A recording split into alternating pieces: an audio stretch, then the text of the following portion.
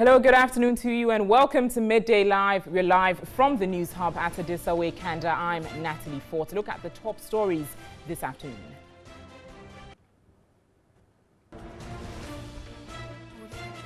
Vice President Dr. Mahamudu Bawumia responds to former President Mahama's description of the digital address system as fraudulent.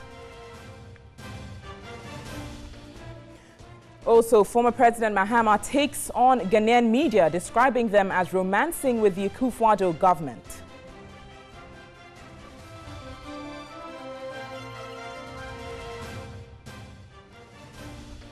And on the foreign front, new report claims babies born to mothers who lived within 10 kilometers of an oil spill before they were conceived in Nigeria are twice as likely to die.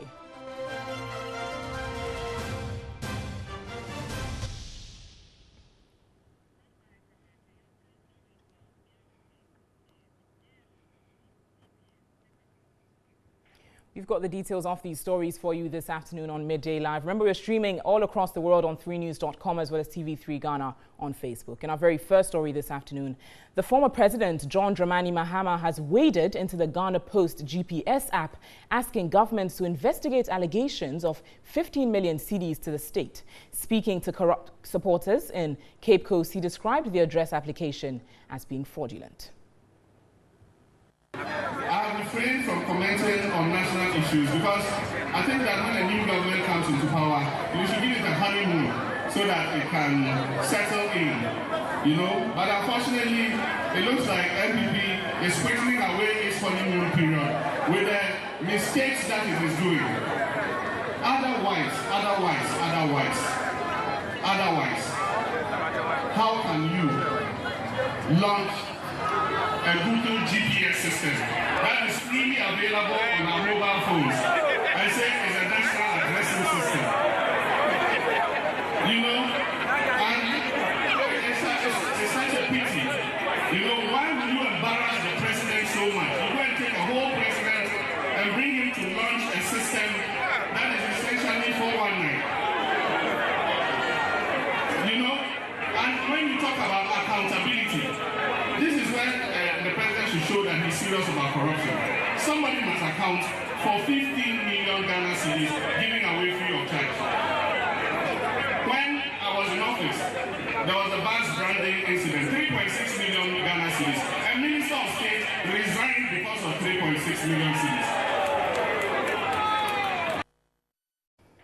Well, Vice President Dr. Mahamudu Bawumia has responded to former President Mahama's description of the digital address system as fraudulent. In a sharp response to the former president, the Vice President said, whilst the government welcomes criticisms from him, it will be good if he takes his time to actually know what he's criticizing.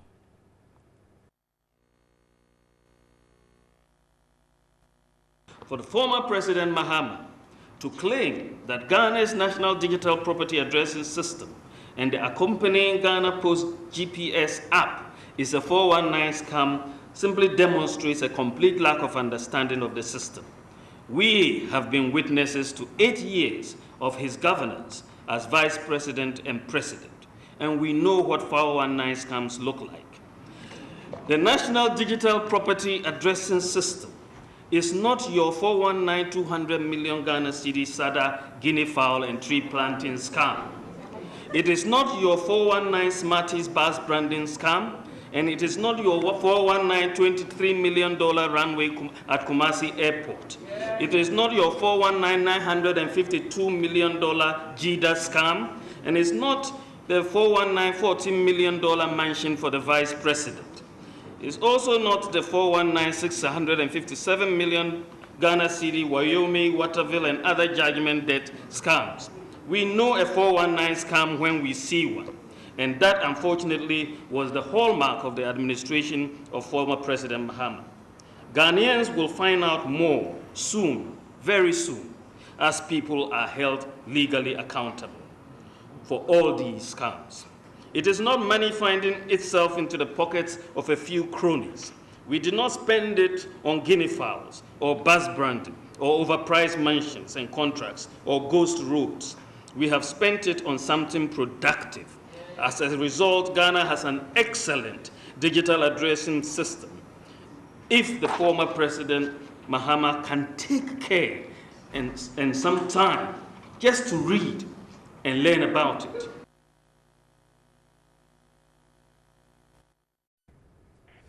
Well, Vocacom, the company providing the digital platform for the digital addressing system, has rejected former President Mahama's allegation that the system is as termed 419. Speaking on New Day, CEO of Vocacom, Nana Osei Afrifa, noted the system being operated by his company is different from that being operated by the Ghana Post. And I have been trained never to criticize my elders, especially presidents. This is professional work. It affects your integrity, it affects the quality of what you do, and you need to respond to it. That notwithstanding, I will still not criticize the president. Are you hiding something? Not at all. So respond to this matter.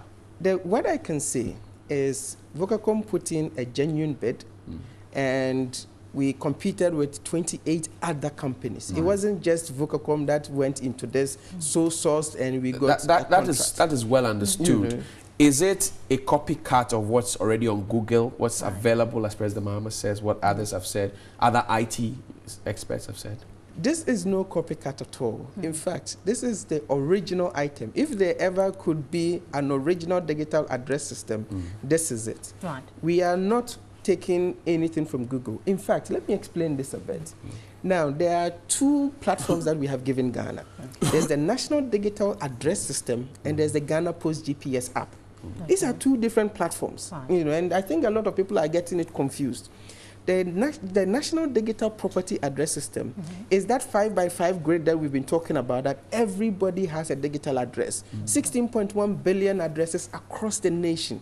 It comes complete with a National Digital Address Register that you can register and say, this is where I live, this is where I work. That register will form the basis in a few years of a lot of things that people will have to do. That is the system. And then there's the Ghana Post GPS app, which is the easiest way that you can use to know what your address is at any particular point in time. Now, the National Digital Address System comes with open APIs that we are opening to all the developers in this country and those outside of this country. And so in a few weeks, months, the TV3 app, for example, can have integration with the National Digital Address System, and you'll be able to translate addresses. Now, is the Ghana Post GPS app that has integration with Google, not the National Digital Address System.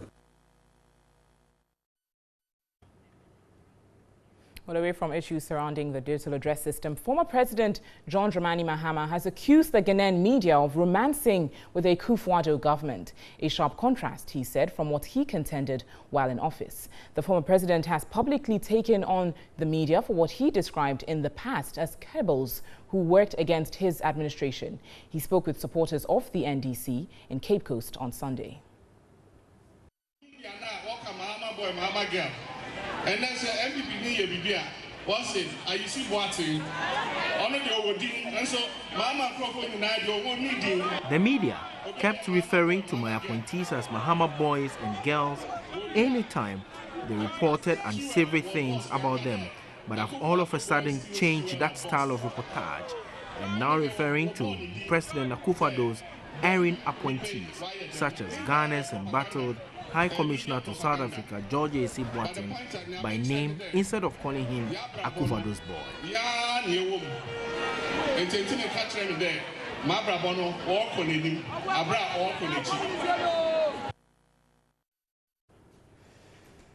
And we're now joined on the phone line by Suleimana Brahima, who's the Executive Director of the Media Foundation for West Africa. Hello, good afternoon, and welcome to Midday Live.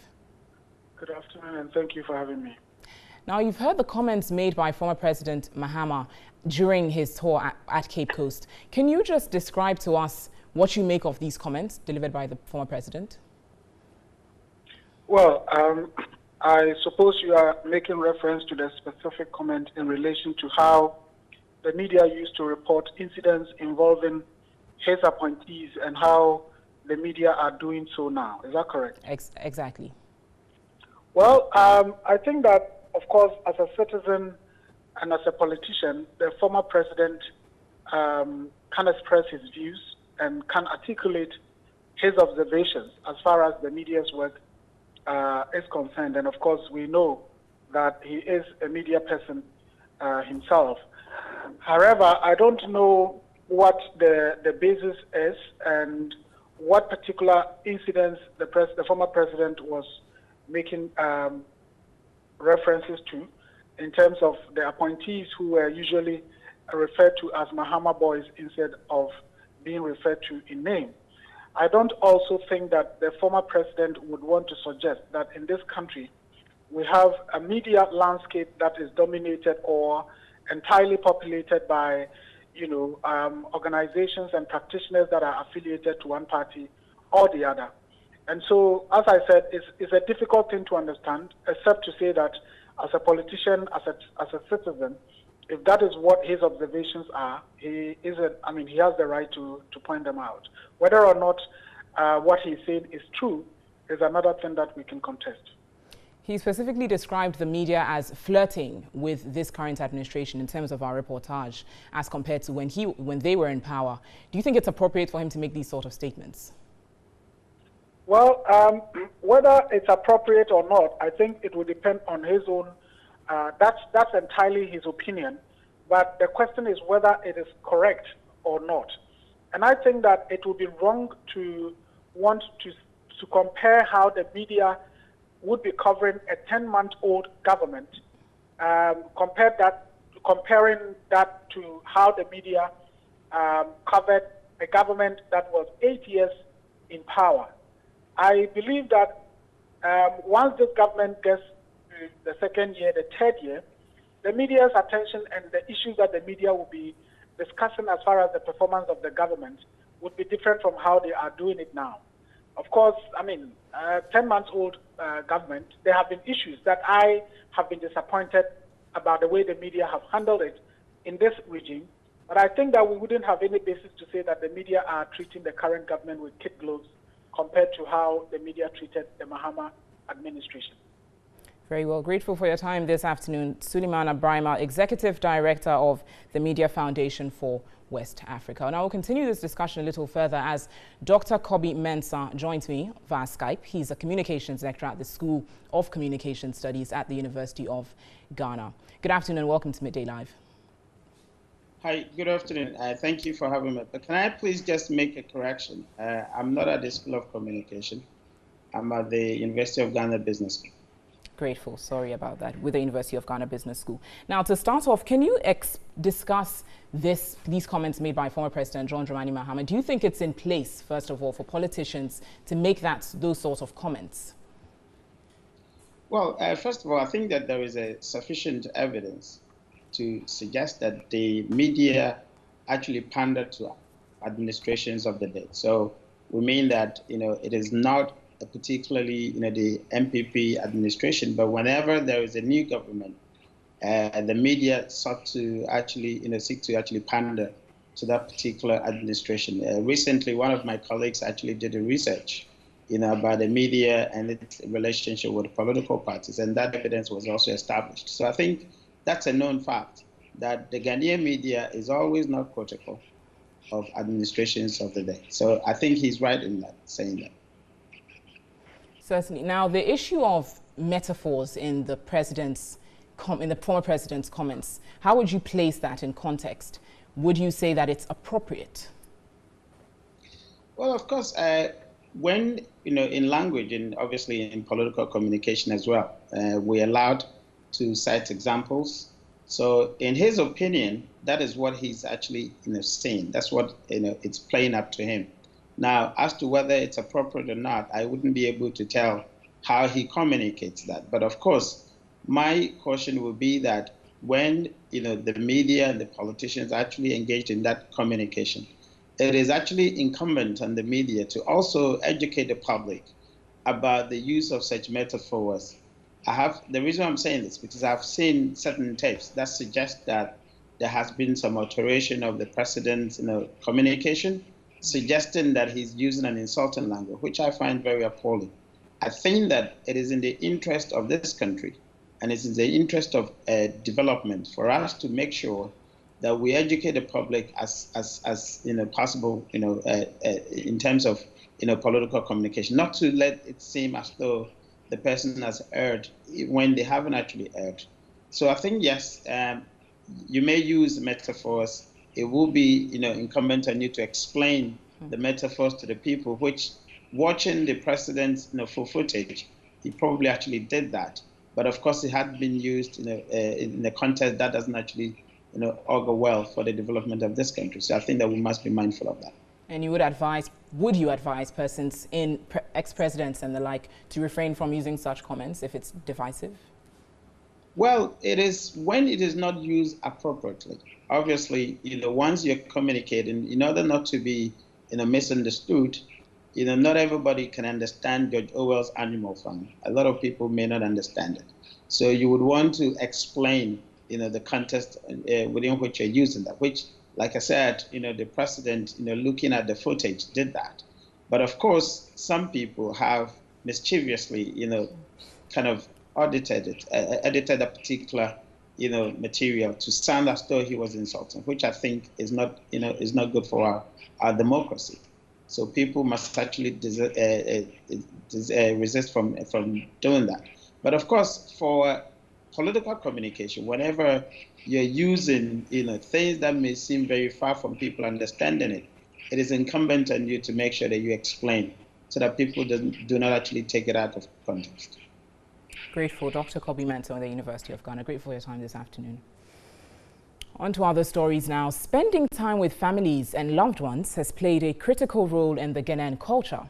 In the wake of technological advancements, are these values still relevant? Well, Essie Benoit Otu has been finding out. The internet, cell phones and social media have become key actors in the lives of many, especially couples, as technology advances and spreads. How are these technologies affecting our interpersonal relationships and communications? People use communication technology for diverse reasons, either for business, connecting with loved ones at long distances, among others. Previously, people have had much closer interactions, binding and bonding them together. Now, it is common to see people at different locations, stuck to their cell phones, laptops, among others. Abubakar Mohammed Sadiq, an Uber driver, glued to his cell phone. With his kind of job, the phone is his companion mostly for business sake. But that was not the case when I caught up with him. What are you doing on your phone now? Right now, I'm just chatting with my friends, as you can see. But you are supposed to be working. Oh, yeah. You see, I just want to take this time as my leisure time, so I'm just here browsing.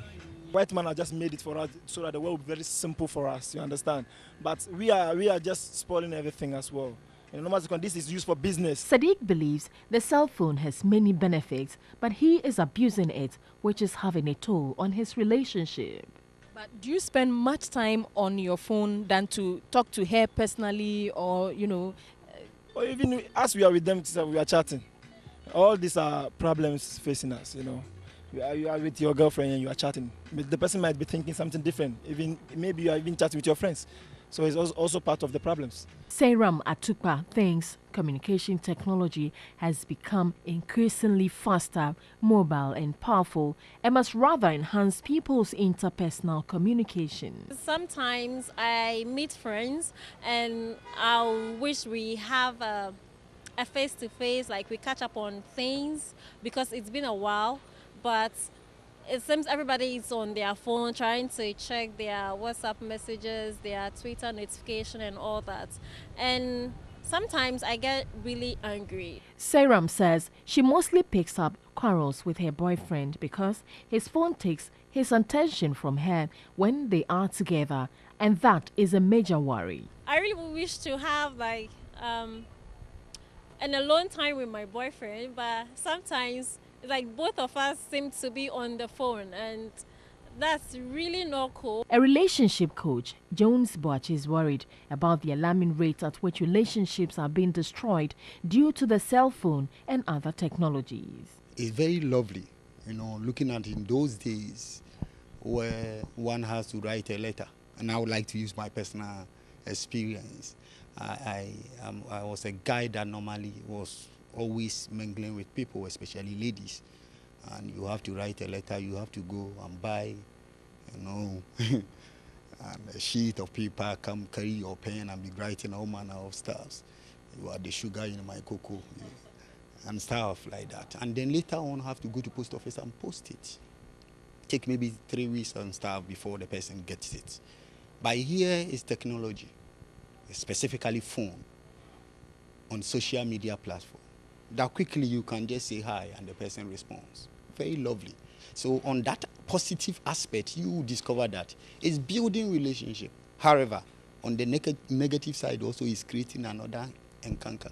The various forms of communication technologies for him must be used in moderation to enhance relationships. Do you see how lovely it will be that you be my wife, we are in the same room, and I just send you, I'm thinking about something. You get it. How will you feel? What are you thinking about? And then I smile and I send the icon that has eye, love with the eye. You see, I'm sending a signal, and then we can use that same platform to enhance our love life. Professor Clement Tijonu, president of Accra Institute of Technology, noted the human race now possesses more opportunities to interact with partners than ever before, but that is abused. Social media technologies are providing abundant opportunity, avenues, and means and ways for us to have productive communication on all aspects of our life, learning, work, business, politics.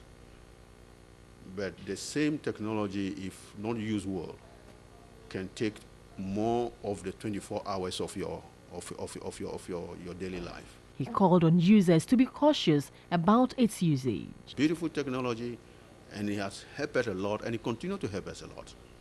Look at the whole social explosion of using this technology to affect the political change in countries all over the world. A lot is happening. It's one of those things that, if you're not careful, it can mess you up big time.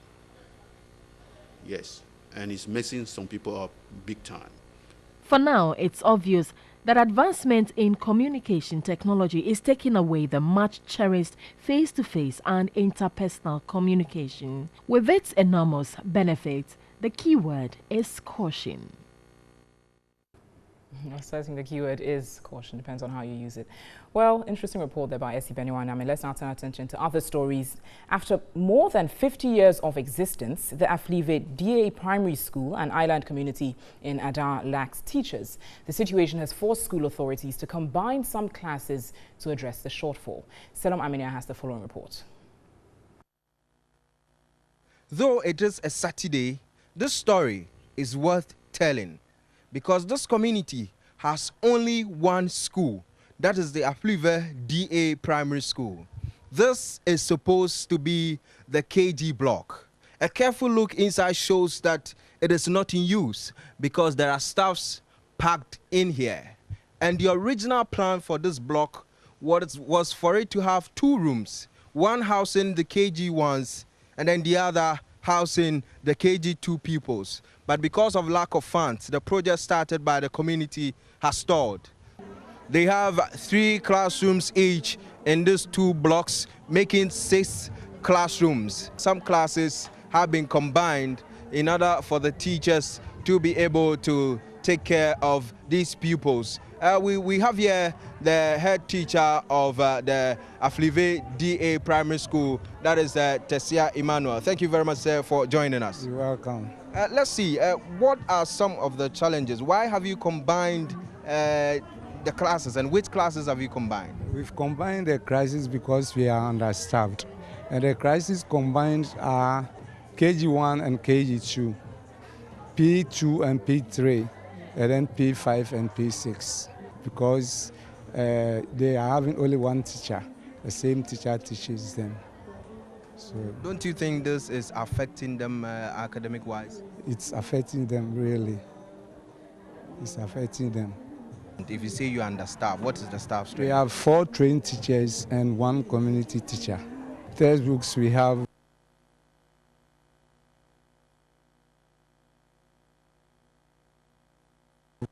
We have library books from some donors. The feeding program too is ongoing smoothly. And what is the population of the school? 120. Well, I am told that when they complete the primary level, they have to go to adjoining communities to continue the JHS. And is that the situation? Yes, that's it, because we don't have JHS here. They have to cross to the next community. That is either Alokpem or Pediatokope for their JHS.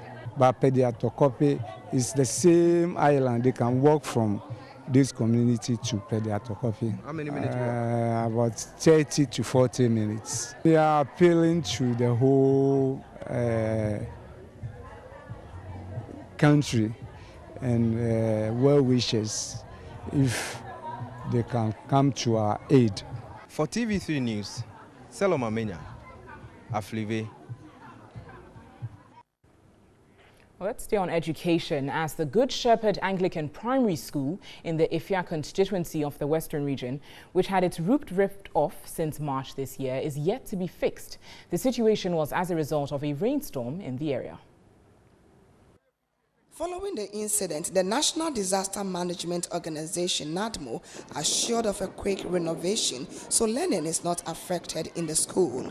But this is yet to be done. Authorities of the school have put up canopies to shield the children from the vagaries of the weather, but this is not good enough as the children complain of too much heat when the sun is up. They are appealing for a quick intervention. Their parents are also concerned about the situation. Good Shepherd Anglican Primary School, established about 20 years ago, currently has a population of 486 pupils.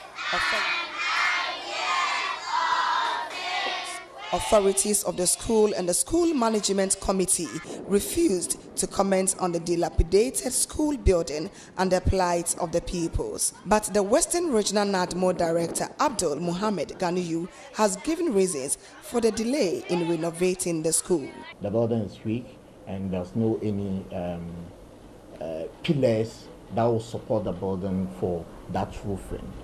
So the STMA and its technical men have decided that no, they can't roof it. We will support in to ensure that they put up that building. He hints of advanced plans to fix a temporary roof.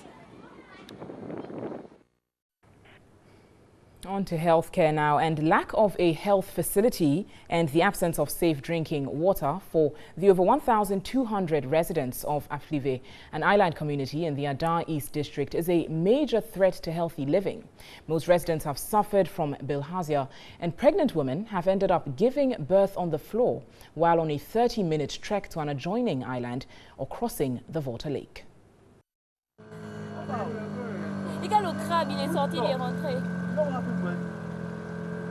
Aflive is one of the 4 island communities at Big Adar in the Adar East district. So this is one of the entry points to this island community, Aflive. But I can tell you that as this island could be developed to become a huge tourist attraction and rake in revenue for the country, it has been neglected and totally forgotten. The indigenous people are predominantly farmers and fisher folks. Crab picking and the harvesting of oyster is also widely practiced.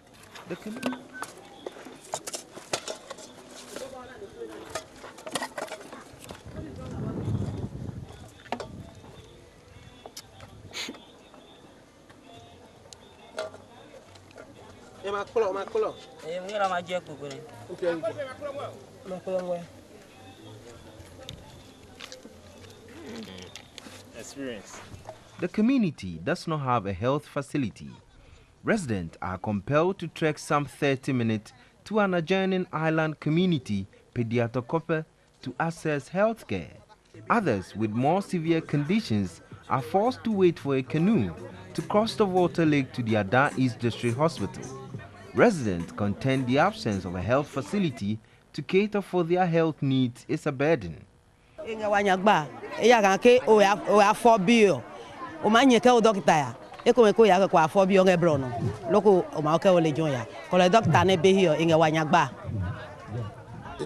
Is disturbing them because before you give birth, you walk far away, and even when you are going on the way, you give birth on the way before you reach to the hospital. that is not the only challenge. The community lacks a place of convenience and occasionally affected by tidal waves. Residents have improvised using these shells to check erosion. Have a correct water to drink. Third one, we don't have fuses, please. This one. Fourth one, the water comes from seaside to the step S. Assembly member for the area is Daniel Ajakpa. I went and wrote a letter to them to help the community, but they will not fulfill. The letter will be there. They don't have any answer to help us in the community. So I'm looking for somebody to come and help us from either other side. On Saturday, November 4, Lark smiled on residents through the benevolence of the Dansoman Branch Rotary Club. We realized that there were a lot of health issues in the community. So we went back and mobilized ourselves to take a health screening exercise and provide medical care to the people in this community.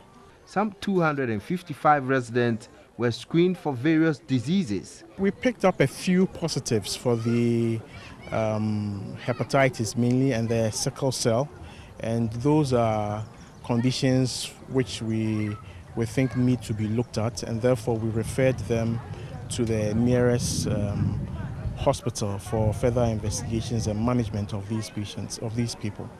Chief of the area, Nene Ofwe Techu Agbadiagba, appealed to government and other development partners to provide a health facility for the community to help the people access quality healthcare services.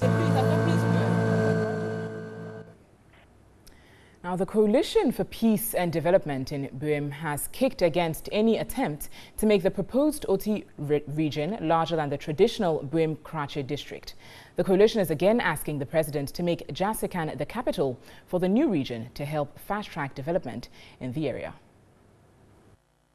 The quest by inhabitants of Northern Volta for the creation of a new region gained support 2016 when the two major parties, NDC and NPP, endorsed the call for an Oti region. That notwithstanding, there are strong contentions over boundary and choice of a regional capital.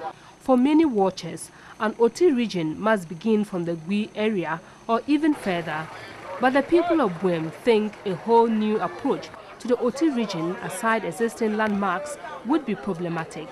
We are all aware that demarcations normally bring problems. If they add another area to the then Buem-Krache district, it is going to create demarcation problems. Again, there will be problem of allegiance. What it means is that the chiefs on those areas may decide that they will no longer pay allegiance to the Buemhini. Speakers at the 13th Buem Congress agreed with the assertion. We want to send a clear message to all that we, the people of the northern part of the Volta region, are no vessels, and that no other people can determine what is good for us. The stance appears to have automatically ruled out the consideration of North Dai, Pando, Afajato South, Hohoi and even Biakoye districts in the new Oti region. I will use my office for us to lobby for Jasikan, the oldest district in the whole of Northern Volta, to become the capital of this region. The Oti region will then be limited to the Nkwanta North and South, Krache East, West, and Ichumuru, Jasikan, and the KJB districts. What we need to do right now is also to make sure that we have land that we are going to provide to the government to put up other offices in the region. And so much as we are fighting to get the regional capital, we must prepare our human resource and then the material resource, that is land. Clearly, the decision lies in the bosom of government. We're still live here on Midday Live. We've got some more news for you shortly. Stay with us.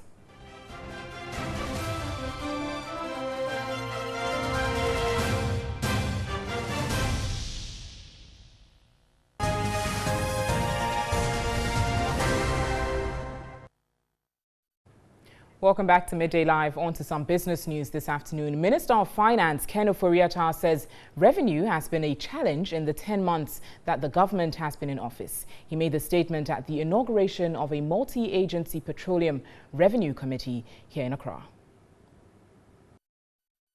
The committee was set up on the backdrop of a study by Ghana Oil and Gas for Inclusive Growth. GOGIG identified some loopholes in the petroleum chain at the upstream sector. The committee is made up of representatives from agencies such as the GRA, Finance Ministry, Bank of Ghana, GNPC, NPA, Petroleum Commission, Ghana Oil and Gas for Inclusive Growth, and Maritime Authority. Finance Minister Ken Ofori-Atta charged the multi-agency Petroleum Revenue Committee to help maximize oil revenue. The non-payment of taxes is very pervasive, either through lack of knowledge or our own systems' inability to capture that. And I think that extends also to the oil and gas industry. Creating openness, sharing information, and all of us then standing up to our responsibilities to just clarify issues and to help increase our revenue. Team leader of GOGIG, Adelaide Ado Fenin, noted the work of the committee will bridge the coordination gap existing among state institutions in the oil and gas sector to improve revenue collection. With this study, we wanted to go more directly to look across the oil and gas decision chain to assess areas where there are potential revenue losses and to be able to identify those specifically and drill down and provide support in addressing those so that revenue capture can be enhanced. Deputy Minister for Finance and Chairman of the committee, Kweku Agyemang-Kwarteng, assured the committee will not fail the country. We would deliver to your expectation. We will come to you if we need any support, but as much as possible, we would like to also tap into the support we can get from the DFID and the program to ensure that in the end, DFID can be proud of the partnership that you have engaged in with the government of Ghana. Now, Finance Minister Ken Ofori-Atta has suggested a review of the tax exemption policies due to the revenue challenges faced by the country. He indicated implementation of tax stamps for manufacturing companies in 2018 will be a way forward in maximizing revenue. There were about 13 to 15 such things, and we took a bite at all of them. I mean, I think effectiveness for some of them is what we need to look at. I think our exemptions policies need to be reviewed, and as you know, revenues have been a challenge, but I think penetration is an issue. So the expectation is the full implementation of EPOS, which is the electronic system for all retailers, to get the tax stamp for manufacturing companies, so that excise duties will be better done. So those, will likely come in the new year, but at least we set up the structures for that to be. For more business news, visit our website, that's 3news.com. We've got some sports news for you shortly. Stay with us.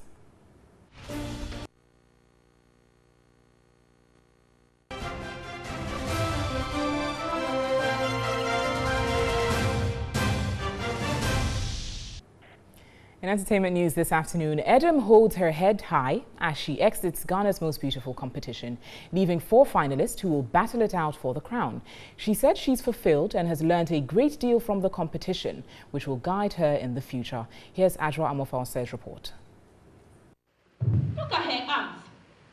Look at the scars and what have she done to you? What exactly did Volta Region's Edem became the 6th and final evictee in the 2017 edition of the pageant. She took a bow after Sunday's motherhood-themed episode, which was the last live show prior to the finale. contestants during the Sunday's show explored the diverse ways by which mothers ensure the safety and well-being of their children. Though she could not get the crown, Adam says she had been well taught to be her own woman and would put to use the lessons acquired in the reality house. The judges have been fair enough, and I think it's grace that has brought me this far. I've learned how to carry myself, how to relate with others, and how to endure. And as I'm stepping my foot out of the reality complex, I'm going to do everything and all the things the judges told me, I'm going to put them into good practice. And you see me great out there. As parents, we don't need to be too strict on our children. Giving them difficult punishments to do at home is not the best. She also had a word of advice for the 4 finalists. They should psych their mind that it's going to be one winner. And they shouldn't be so much into the crown and then the car, because they don't know if they will deserve it or another person will deserve it. But they should just put themselves together, work hard. If they are able to win or if they are able to make it, so be it. If they are not, they should just pray for whoever has taken the crown, and they shouldn't wish anything bad for any of their friends. Meanwhile, judges say the criteria for eviction remained the same throughout the live shows. We added our votes to what the public had given them, and that's how we arrived at the bottom 3. Now then we look at what they have done in the past 13 weeks. We look at consistency.